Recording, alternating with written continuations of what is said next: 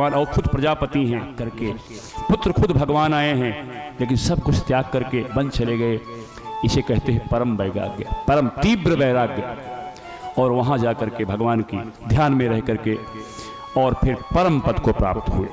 इस प्रकार से अब देखिए माता के साथ अब भगवान कपिल देव रह रहे हैं।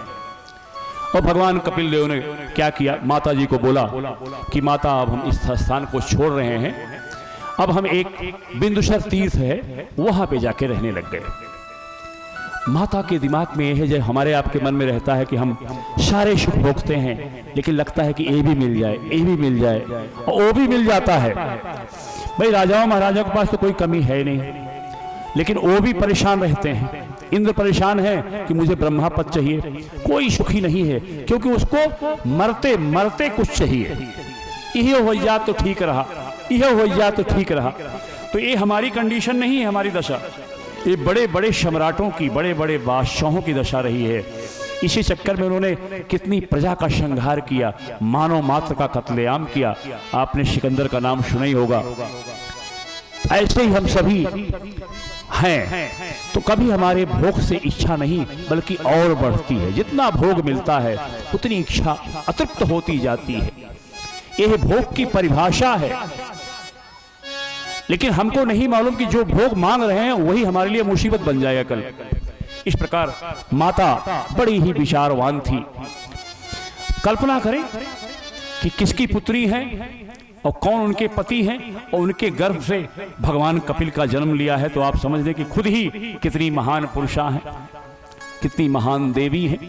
उन्होंने प्रार्थना किया, उनको ब्रह्मा जी का वचन याद आया कि तुम ऐसा करना, जब तुम्हारे पतिदेव वन में चले जाएंगे तो तुम ये भगवान हैं, इनसे अपनी बात रखना, ये उसका समाधान करेंगे। माता को वो वचन याद आ गए। फिर माता ने स्तुति किया, निर्विणा नितराम भूमन असत इंद्रिया तरसलात एन सौम्भावे मानेन प्रपन्ना अंधम तमः प्रभो। बहुत लंबी स्तुति किया कई श्लोकों में,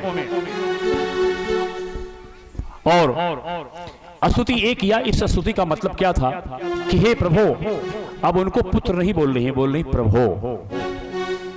अब प्रभो बोल रही है, अपने पुत्र को प्रभो बोल रही, जानती है कि ये भगवान है। बोले प्रभो, इन दुष्ट इंद्रियों ने, इंद्रियां आप जानते हैं कि कितनी इंद्रियां हैं हमारे। आंख चाहता है कि खूब अच्छा अच्छा देखते रहें, कान चाहता है नाच गाना सुनते रहें। इस प्रकार हमारी सारी इंद्रियां, मन अकेला है, सारी इंद्रियां अपनी तरफ खींच रही हैं। कोई कह रहा है कि मुझे अच्छा सूंघना है, और कोई कह रहा है मुझे अच्छा सुनना है, कोई कह रहा है मुझे अच्छा खाना है। ये सारी इंद्रियां अतृप्त हैं। एक को मनाओ दूसरा नाराज हो जाता है। इस प्रकार हमको बहुत नचा रही है प्रभु। एक इच्छा पूरी होती है, दूसरी कहती है कि हमको अच्छा दर्शन करना है, अच्छा सुनने की इच्छा है तो अच्छा दर्शन भी करना है। मैं बहुत परेशान हो गई हूँ, समस्त भोगों को भोगते भोगते मैं परेशान हो गई हूँ। देखिए, हम सोचते हैं कि वो भोग मिल जाता, नहीं, बड़े बड़े भोग मिलने के बाद भी हम उतने ही प्यासे रहेंगे जितने आज हैं। माता ने प्राप्त किया कि मैं थक चुकी हूं, इंद्रियों की इच्छा पूरी करते करते थक चुकी हूं, अब मुझे आप आत्मज्ञान देकर के मेरा कल्याण करो, यह प्रार्थना कर रही है। तो भगवान कपिल देव कहते हैं कि हे माता जी, यही जो मन है, यही मन, यही मोक्ष का कारण भी है, यही बंधन का कारण भी है। चेतः खल्वस्य बंधाय मुक्तये चैतान मानो मतम गुणेषु शक्तम बंधाय रतम वा पुंसि मुक्तये। हे माता, जीव के बंधन और मोक्ष का कारण मात्र मन है। अगर मन को विषयों की तरफ लगाओगे, भोगों की तरफ लगाओगे, ये मिल जाए वो मिल जाए, तो बंधन में फंस जाओगे। अगर भगवान की तरफ लगाओगे तो मोक्ष मिल जाएगा। इतना ही है, जिधर आप मुड़ोगे वही मिलेगा। भोग की तरफ जोगे प्यास बढ़ती जाएगी। और इस प्रकार से उनको बताया कि माता, तो माता ने बोला मैं क्या करूं? बोला वही जो कि सर्वात्मा जो भगवान हैं हर जगह उपलब्ध हैं, हमारे सबके हृदय में उपलब्ध हैं। इसके अलावा उनका कीर्तन करो, उनका सिमरन करो, उनका ध्यान करो, इसके अलावा कोई चारा नहीं है। और किसी देवी देवता या किसी का कोई उपाय करने से आपका कल्याण नहीं होगा, मात्र भगवान का ध्यान दें। इस प्रकार से जय जय सीताराम, हर हर महादेव। एक प्रश्न खत्म कर रहा हूं। इस प्रकार से उनको उपदेश दिया कि हे माता, अब अगर आप विषयों का चिंतन बंद करना चाहती हैं तो जैसे कहते हैं कि आप दृश्यों को देखना बंद करके इधर देखो। इधर देखने का मतलब क्या है? श्रवण करो कथा का, कीर्तन करो और मनन करो। जो विचार मिले घर में जाके मनन करो। इस विचार का मनन नहीं होगा तो फायदा नहीं होगा। ये परहेज है। दवा क्या है? कथा सुनना। परहेज बताया है क्या? कीर्तन करो, मनन करो, क्योंकि यह मन अनंत काल से विषयों का भोग कर रहा है, जल्दी मानने वाला नहीं है। इसलिए मनन करो, सत्संग करो, सदा सेव्या। जहां भी सत्संग मिले अपने आप को जाओ, मन विश्राम पाएगा। जब उसको अच्छा लगने लग जाएगा तो बड़ा खुश होगा। उसको परम मन जो है, जो विषयों की तरफ ले जाता है, वो आनंद चाहता है। क्यों? आत्मा परमात्मा का अंश है। जैसे अग्नि भगवान सूर्य का अंश है तो लपट जाती है भगवान सूर्य की ओर, ऐसे हमारी आत्मा को तभी विश्राम मिलेगा जब हम अपने परम पिता परमात्मा की तरफ मिलेंगे, तभी पूर्ण आनंद। और उसमें वो बढ़ता जाता, दिन दिन बढ़त सवायो पायो जी मैंने राम रतन धन पायो। माता जी कहती हैं कि पायो री मैंने राम, बस तू अमोलक दी मेरे सतगुरु, कृपा कर अपनायो पायो जी मैंने राम रतन धन पायो। अमूल्य है माता जी। आप तब उन्होंने बोला कि क्या करूं? तो अब तो वो संत हैं, भगवान है, संत रूप हैं, तो उनका तो कल्याण कर देंगे। लेकिन जो माता का प्रश्न है और कपिल भगवान जो कह रहे हैं वो हमारे आपके लिए है कि भैया आप कह रहे हो कि भगवान के भक्तों के पास जाओ, सब संत वेश में घूम रहे हैं, कौन सच्चा है कौन गलत है हमको पता नहीं चलेगा। हम तो कई लोग लूट लेते हैं, धन हर लेते हैं, लेकिन हमारा कष्ट नहीं हरते। तो ये जो प्रश्न है देवहूति जी ने अपने लिए नहीं हमारे आपके लिए किया कि संत की पहचान बता रहे हैं। फिर कपिल स्वयं भगवान है, भगवान हरि स्वयं है। वो बता रहे हैं कि संतों के लक्षण, पहले लक्षण संतों के गुण सुने, उनमें 5 गुण होंगे तब वो संत है। पहला गुण क्या होगा? तितिक्षवः, वो सहनशील होंगे। सहनशील का मतलब क्या होता है? वो न प्रशंसा में प्रसन्न होंगे, ना उनसे नफरत करोगे तो न दुखी नहीं होंगे। एक सामान्य अवस्था रहेगी। वो कभी सुख, कोई हमको सम्मान दे प्रशंसा दे उसकी इच्छा नहीं है, कोई गाली दे उसकी भी चिंता नहीं है। संत का पहला स्वभाव सहनशील होंगे। दूसरा कारुणकाः कारुणिकाः, दया से युक्त होंगे, सबके कल्याण के विषय में सोचते रहेंगे, कैसे हम सबका कल्याण करेंगे, यह दूसरा गुण होगा। सुहृदयः सर्वदेहिनां, सबके प्रति संभाव होगा। श्री राम मैं सब जग जानी, सबको अपना समझेंगे, सब में भगवत दर्शन करेंगे, वो संत होंगे।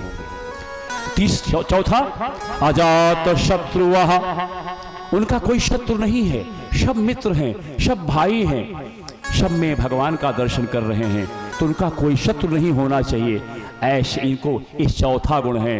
5वां गुण है शांतः, हमेशा शांत रहें, हमेशा शांत। ये 5 गुण कपिल भगवान ने बताया।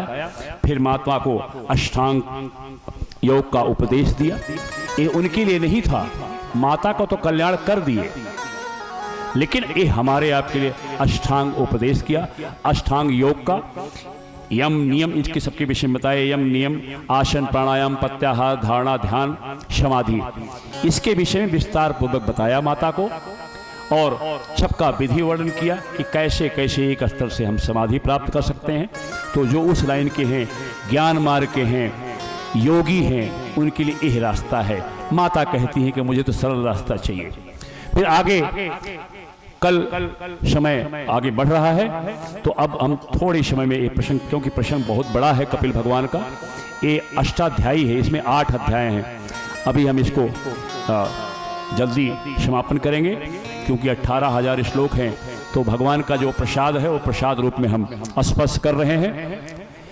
देह गेह में जो माता, जो आसक्त पुरुष हैं, माता पूछ रही हैं कि चलो जो भगवत भक्त हैं तो ठीक है, लेकिन जो अपने परिवार में, संबंधियों में, संसार में, सब हर जगह अपने आप को जिसमें जुड़े हुए हैं, उनके बिना रह नहीं सकते, ऐसे जो देह गेह में, शरीर में और शरीर के संबंधियों में व्यस्त हैं, तो हे भगवान उनकी क्या दशा होगी।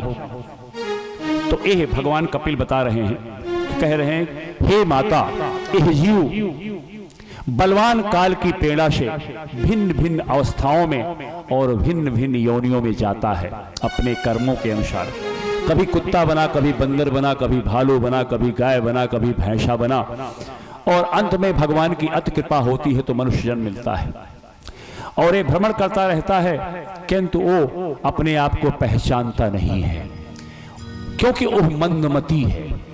वो नहीं जानता कि मेरा उत्पन्न कहां से हुआ हूं। परिणामता इस नाशवान शरीर को ही मुख्य मान लेता है और इसके संबंधियों को और घर को, खेत को, धन को, स्त्री को, पुत्र आदि को और स्त्रियों के लिए पति को, इस सब के मोहवश होकर के नित्य मान लेता है कि ये सब नित्य रहेंगे, हमेशा उपलब्ध रहेंगे।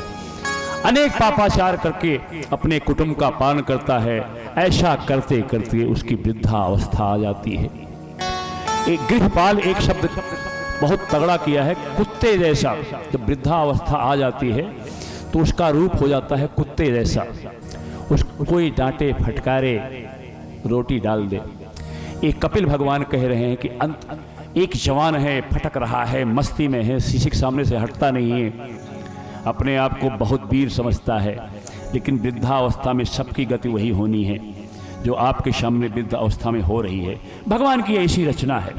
लेकिन जो भक्त हैं साहस जानते हैं कि जवानी का भी दुरुपयोग नहीं करते, तो उनका बुढ़ापा आराम से कट जाता है। कहते हैं, कपिल भगवान कहते हैं कि वृद्धावस्था के कारण उसका रूप बिगड़ जाता है, शरीर रोगी हो जाता है, पाचन क्रिया मंद हो जाती है और ओह मरणोन्मुख होकर के पड़ा रहता है कुत्ते की भांति, और स्त्री पुत्र आदि के द्वारा अपमान पूर्वक दिए हुए टुकड़ों को खा करके जीवन का निर्वाह करता है। श्वास की नली में कफ जम जाता है, उसको सांस लेने में तकलीफ होती है। ऐसा परेशान होते होते होते होते होते उसका मृत्यु का समय नजदीक आ जाता है। वो अचेत पड़ा रहता है, थोड़ी थोड़ी देर में बेहोश हो जाता है। इसका दर्शन हम रोज करते हैं। उस समय अगर वो हर जगह आसक्त है, भगवान की स्मरण तरफ नहीं गया, भगवान से संबंध नहीं जोड़ा, तो वो क्या होता है, जो पुण्यात्मा है उनके लिए धर्मराज अपने दूध भेजते हैं और उन्हीं का नाम यमराज भी है। दुष्टों के लिए, जो भगवान को नहीं मानते, भगवान के भक्त नहीं हैं, उनके लिए उनको यमदूत कहा जाता है। और उनके जो यमदूत हैं यमराज हैं, और उनके जो दूत हैं उनको यमदूत कहा जाता है।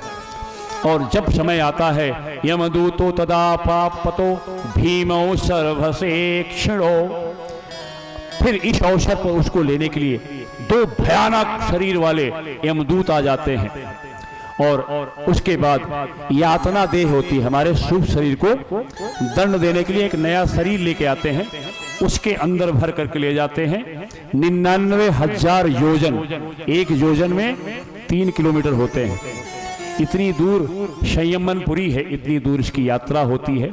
रगड़ करके घसीटते हुए भूखे प्यासे ले जाते हैं और वहाँ पे विभिन्न प्रकार के नरक हैं। शायद उन नरकों की बात करना यहाँ ठीक नहीं है, माहौल बना है भगवान कृष्ण की भक्ति का। फिर भगवान ने बताया कितने प्रकार के नरक हैं, कितने प्रकार से उनको यातना दी जाती है, और इसलिए जागरूक कर रहे हैं कि इतने कष्ट हैं, इसलिए जाग जाओ।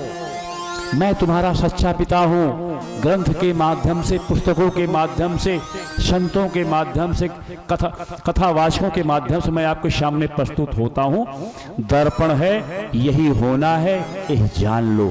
यह मनुष्य योनि दोबारा नहीं मिलनी है, नहीं मिलनी है। बड़े भाग मानुष तन पावा, सुर दुर्लभ सदग्रंथ निगावा। भगवान इस प्रकार से उसके बाद बताते हैं कि कैसे होता है, वो ले जाते हैं उसको, फिर दंड मिलता है। फिर एक सारांश में बता देता हूं मैं। कपिल भगवान बता रहे हैं कि जब मां के गर्भ में बालक आता है तो उल्टा पड़ा रहता है मलमूत्र के पिंड में, और वहां पे भगवान से स्तुति करता है कि हे भगवान 9वें महीने में कि प्रभु अब की बार यहां से मुक्त कर दो। ऐसा सत्संगत करूंगा, ऐसा संतों के चरण दबाऊंगा, ऐसा दान पुण्य करूंगा कि मुझे इस शरीर में दोबारा नहीं आना पड़े, मुझे माता के गर्भ में नहीं आना पड़े। ऐसी प्रार्थना करता है। तब भगवान प्रसव वायु के जरिए ऐसी प्रेरणा करते हैं, फिर जाकर के उसका जन्म होता है। ऐसे कपिल भगवान ने एक बड़ा 8 अध्यायों का है, लेकिन ना हमारे अंदर इतनी क्षमता है, ना आप ऐसा समय है, ना हमारे अंदर इतना धैर्य है कि उसको पूरा वृत्तांत किया जाए। हमारे आपके समय 2 घंटा मिलता है, बाकी संगीत है, भगवत कृपा है। जो संतों की जरी कृपा से थोड़ा बहुत इधर उधर करके इकट्ठा किया है, एक विद्यार्थी होने के नाते आप लोगों से शेयर कर रहा हूँ, इससे ज़्यादा कुछ नहीं है। एक भजन लेते हैं और उसके बाद हरि नाम सुमिरन करेंगे। सत्संग का दरिया नहा लो जिसका जी चाहे, बहे सत्संग का दरिया नहा लो जिसका जी चाहे। करो हिम्मत जरा डुबके, करो हिम्मत जरा डुबके, लगा लो जिसका जी चाहे। वही सत्संग का दरिया नहा लो जिसका जी चाहे।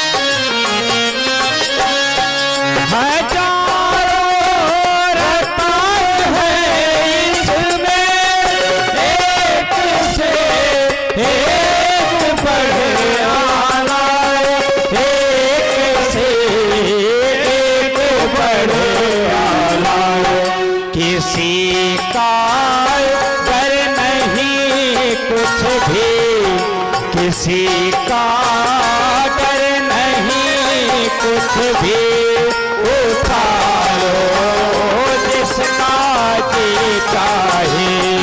वही सत्संग का दरिया नहा लो जिसका जी चाहे।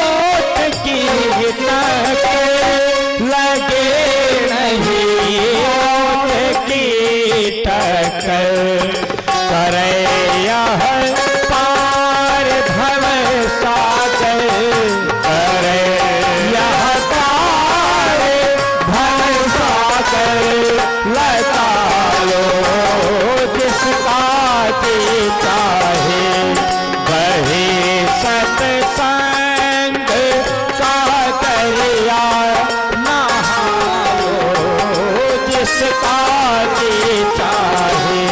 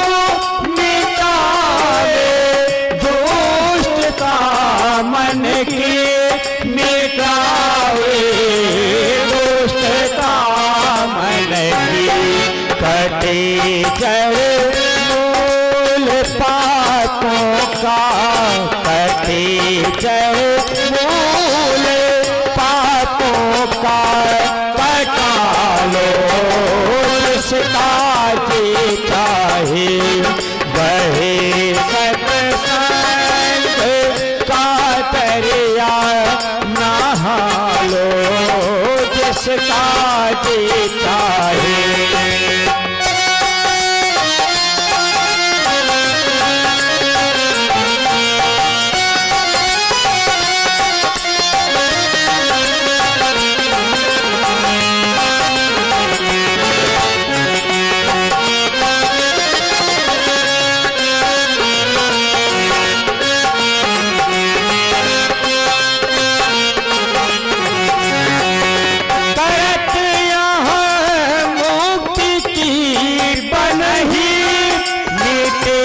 संताप दुख सारे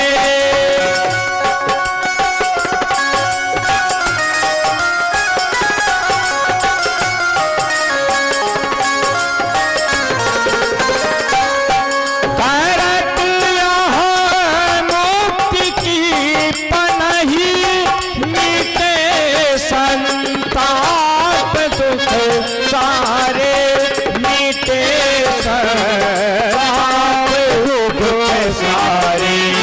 रंगे हरे प्रेम के रंग में रंगे हरे प्रेम के रंग में रंगा लो जिसका जी चाहे रंगे हरे प्रेम के रंग में रंगा लो जिसका जी चाहे वही सत्संग का दरिया नहा लो जिसका जी चाहे लगा लो जिसका जी चाहे कटा लो जिसका जी चाहे रंगा लो जिसका जी चाहे। वृंदावन बिहारी लाल श्री कृष्ण गोविंद हरे मुरारी हे नाथ नारायण वासुदेव।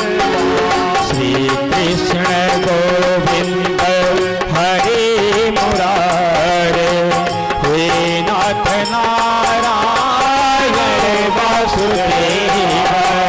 श्री कृष्ण गोविंद हरे मुरारी हे नाथ नारायण वासुदेव। हे नाथ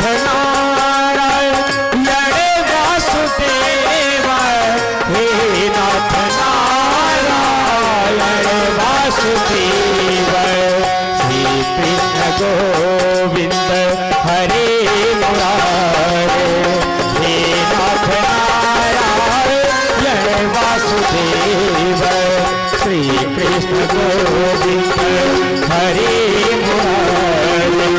हे नाथ नारायण वासुदेव हे नाथ नारायण वासुदेव। उस परमपिता परमात्मा के वनिनं योजितं मया दीपं गृहाण देवेश त्रैलोक्यतिमिरापहम्। श्री भागवत भगवान के है आरती, पापियों को पाप से है तारती। श्री भागवत भगवान के है आरती, पापियों को पाप से है तारती। भागवत भगवान की है आरती, पापियों को पाप से है तारती। ये अमर ग्रंथ ये मोक्ष पंथ ये पंचम वेद निराला, नव ज्योति जगाने वाला। ये अमर ग्रंथ ये मोक्ष पंथ ये पंचम वेद निराला, नव ज्योति जलाने वाला। हरि नाम यही हरि धाम यही, हरि नाम यही हरि धाम यही, जग के मंगल की आरती, पापियों को पाप से है तारती। श्री भागवत भगवान की है आरती, पापियों को पाप से है तारती।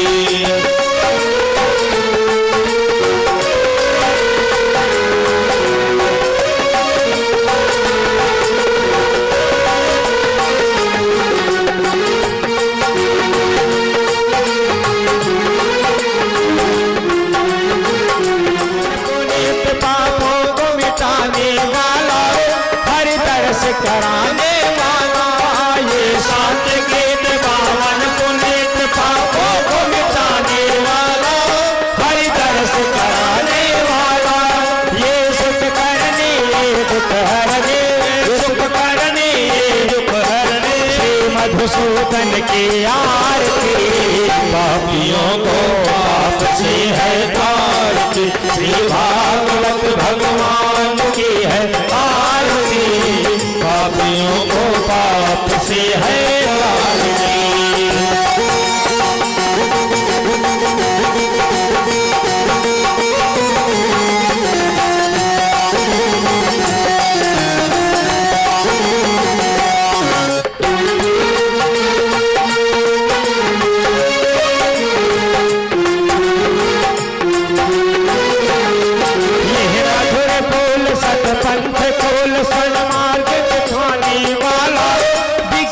को बनाने वाला, ये मधुर बोल सतमंद बोल सनातन बनाने वाला, बिगड़ी को बनाने वाला। श्री राम यही घनश्याम यही, राम यही घनश्याम यही, प्रभु की महिमा की आरती, पापियों को पाप से है तारती। श्री भागवत भगवान की है आरती, पापियों को पाप से है तारती। कर्पूर गौरम सर्वावतारम संसार सारम भुजगेन्द्रहारम सदा वसंतम हृदयारविंदे भवं भवानी सहितं नमामि। त्वमेव माता सविता त्वमेव, त्वमेव बन्धो सखा त्वमेव, त्वमेव पिता त्वमेव, त्वमेव सर्वं ममेव देव। मनोजवं मारुतुल्यवेगं जितेन्द्रियं बुद्धिमतां वरिष्ठं वरामजं वायुपुत्रं श्रीरामदूतं शरणं प्रपद्ये। श्री भागवत भगवान